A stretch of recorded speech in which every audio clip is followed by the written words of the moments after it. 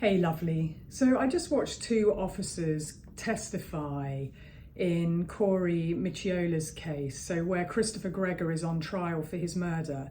And those two officers were Daniel Dugan and his field training officer, Angel Roman.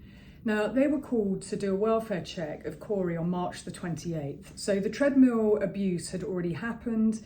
This was on March the 28th. They met with Breanna first. She was the complainant and she met them at police headquarters. And they then went to Gregor's apartment where they spoke with Corey. And Daniel Dugan, first of all, said that he observed bruises on Corey. So he had bruises to his legs, his arms, his hips, and a laceration to his eyebrow. He couldn't remember what time this was. He couldn't remember which eyebrow. But he said that there was nothing suspicious. He observed nothing suspicious, and they appeared to have a good father-son relationship.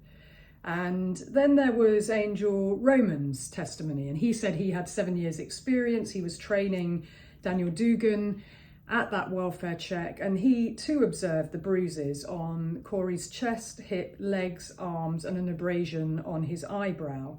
And he said he spoke to both of them, and he had seen them before, passing a football weeks before at Barnegat football field.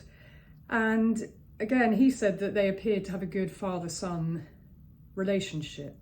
Now, I have multiple issues with this, and the first issue is that they went to Gregor's apartment and they spoke to Corey with Gregor present.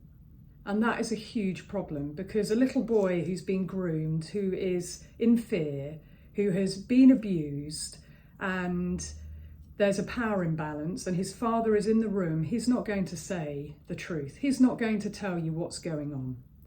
And this is just such a critical thing regarding training that officers really do have to understand. And look, I wrote a book, Policing Domestic Violence, for Oxford University Press. It's the Blackstone's Policing Guide, and I wrote it with two police officers, and there's a chapter in there on children, and you must separate out children, the child from the perpetrator, and if it's an adult victim of domestic violence, you must separate them out.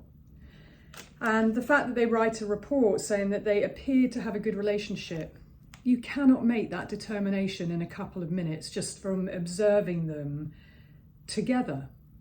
It really is just so concerning. Coercive control is invisible as well. But what they were seeing was the bruises. And you had a mother who was concerned, and there'd been many calls before that. So they should have asked more questions. It is not acceptable that they didn't ask more questions about what was going on. And the treadmill abuse was on March the 20th. This was on March the 28th. You then had Breanna file the emergency custody order on March 31st, and that was denied. Here's a mother trying everything to stop the abuse from happening and to protect Corey. And you've got professionals who seem to not understand even what they're looking at and not asking the right questions. And it's so critical, because these are opportunities where you can protect a child and save their life.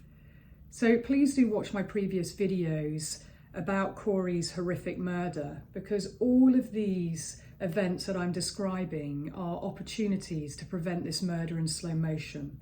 I really want there to be justice for Corey.